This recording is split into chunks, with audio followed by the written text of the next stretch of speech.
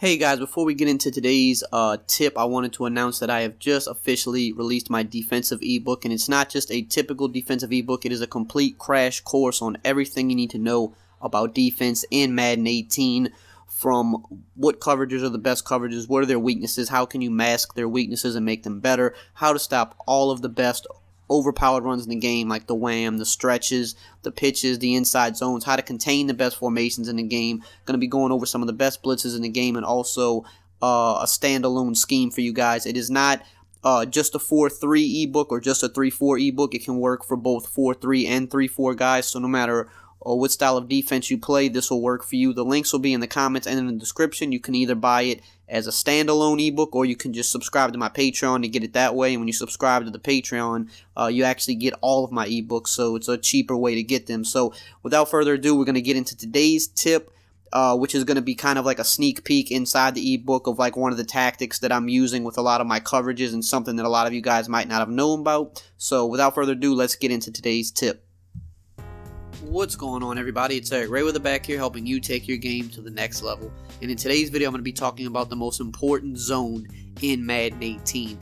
Now, if this is your first time checking out one of my videos and you want to improve your Madden game, go ahead and subscribe button below. Make sure to hit the bell icon so that you join the notification squad and never miss an upload.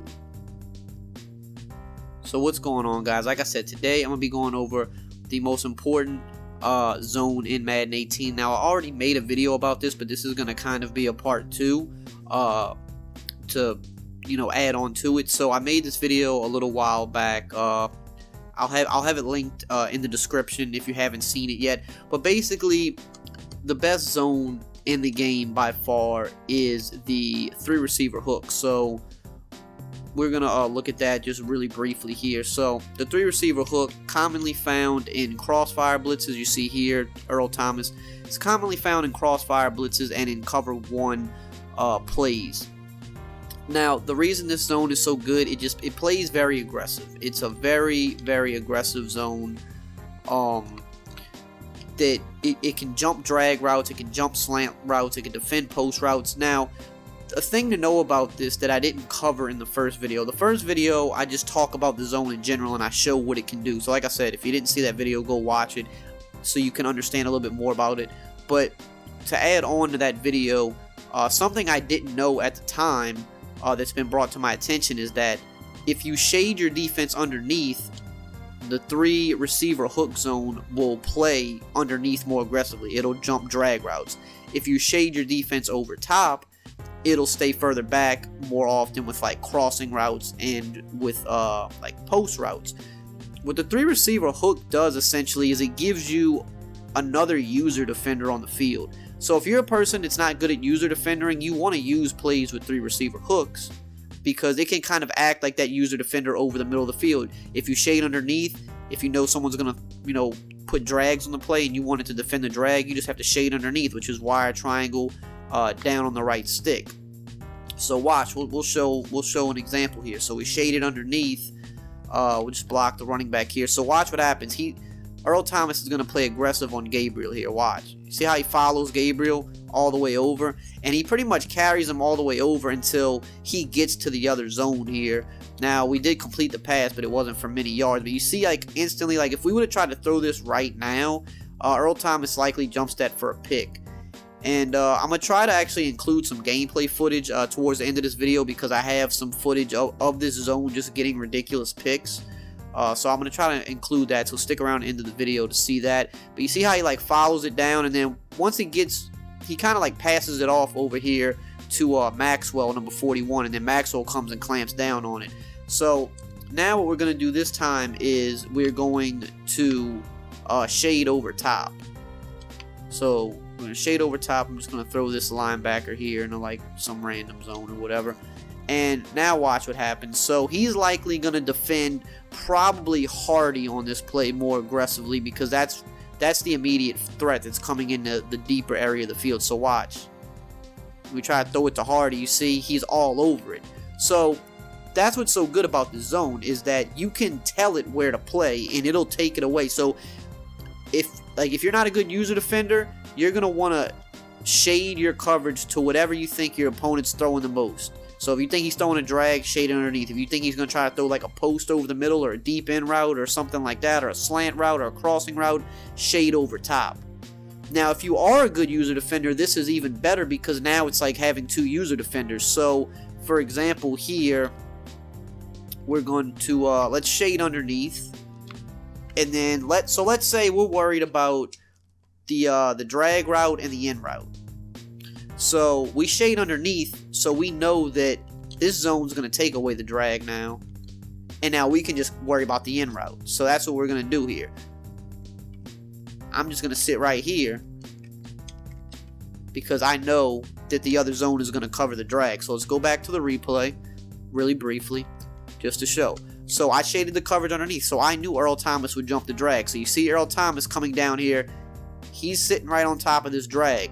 Now me, the user, number 50 right here, I'm sitting on the in route because I know that Earl Thomas is going to take away the drag. I know I don't have to worry about it. So that's what's so good about that zone. So now let's get into a part 2 of this, because when I made the first video, people were asking me, well, how do you manually put that zone on the field? Like, is there an adjustment that you can use to put that zone on the field? And at the time I said no, because I honestly did not know that there was a way. But there are actually a couple of ways to playmaker that zone onto the field. So one way you can do this, they both involve bluff blitzing, but there's multiple ways to do it. Now, you can't do it with a cornerback or a defensive back. I'm pretty sure. Actually, let me actually test that really quickly. Okay, so you can actually. All right, so this is good. So basically, this is how you get a 3 receiver hook on the field. One way, they all have to do with bluff blitzing. So one way is you can bluff blitz a defensive end. If you bluff blitz, I'm going to drop this guy back here so you can see. So you see how I bluff blitz Bennett here? He's in a 3 receiver hook. Now, typically defensive ends aren't going to have good zone coverage. So if you want to use this tactic, you want to sub in a linebacker at defensive end that has good zone coverage. Now, obviously, if your guy has 91 zone coverage, he's going to be way better in a 3 receiver hook.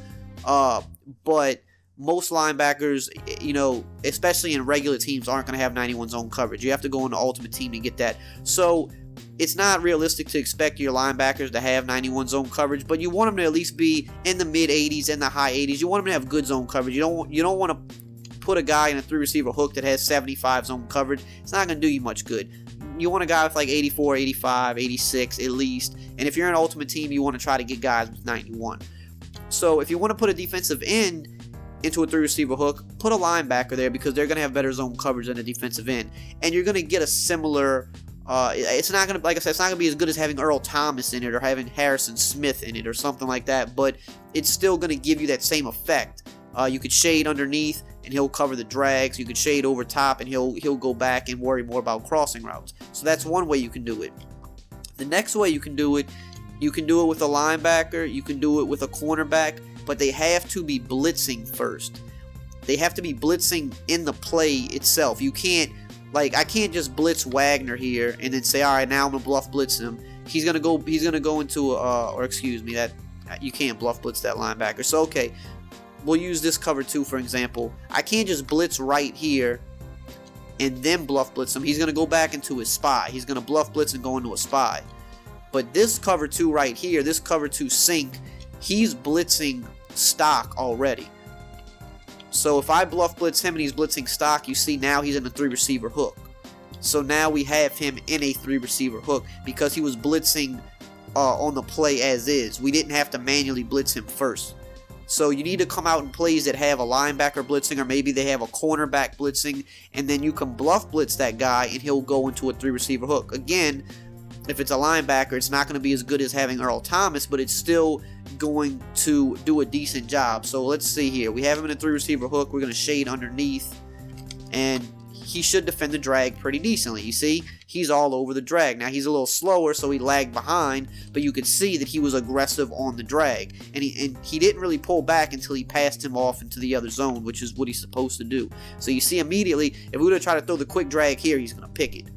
Now we let him, he waits, and now he's kind of like passing him off because now number 41, Maxwell, is going to be coming down on here if we wait any longer. But we threw it a little quick, and he was able to get a couple yards. Nothing crazy. We'll take that. So the last way is, like I said, if you want to do it with a cornerback, they have to be blitzing already as well. So let's find a player will come out in nickel.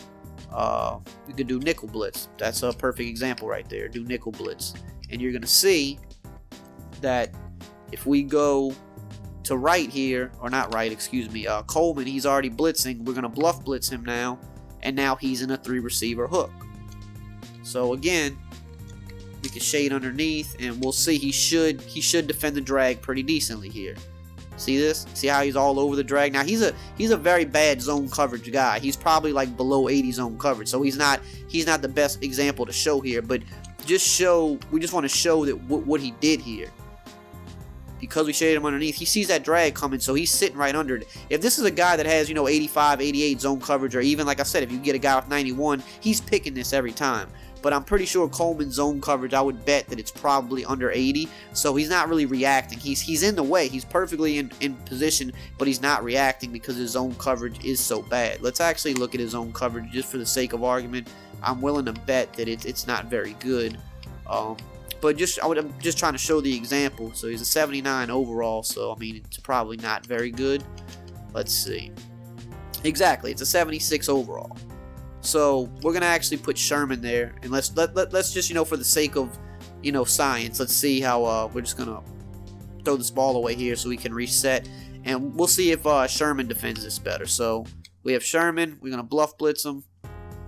Shade underneath because we want him to take away the drag. If we wanted him to take away that in route, we would just shade over top. So let's see how Sherman plays this. And exactly, Sherman picks it off, and it's going the other way for 6. So, like I said, you want 91 zone, but if you can't get 91 zone, you want a guy that has at least in the mid-80s, because that's enough for him to be able to at least react to the route. You saw when we had the lower zone guy there, he was in position, but he didn't react. So that's basically it. Those are the ways you can get the 3-rec hook zone onto the field. If I didn't cover how to bluff blitz, what you do is you get on the player that you want to bluff blitz. You will hit A or X depending on which system you're on, and then you'll see on your assignments bluff blitz is right on the right stick. So it's A or X, right on the right stick. That's how you bluff blitz. Shade underneath is wire triangle down on the right stick. Shade over top is wire triangle up on the right stick. So one more quick example here. We shade over top on this play, so we should do a good job at taking away Hardy.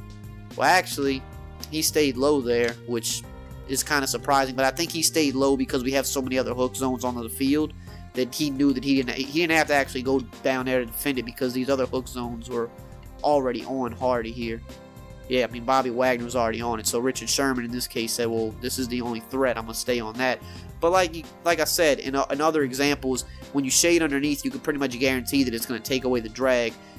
It just depends on the zones. If you have a bunch of hook zones on the field, like I said right here, we have 3 hook zones on the field, so those hook zones are going to take away the stuff over the middle anyway. But if you only had, if Wagner was blitzing here, then Richard Sherman would drop back deeper because there's no guy dropping in this area. So just little things to keep in mind. 3-receiver hook zone is very, very glitchy, very good, and these are ways that you can incorporate it into your other plays and get that zone on the field. So I hope you guys enjoyed this video and found it helpful. If you did, as always, just drop a like, comment, subscribe, and I will see you guys next time.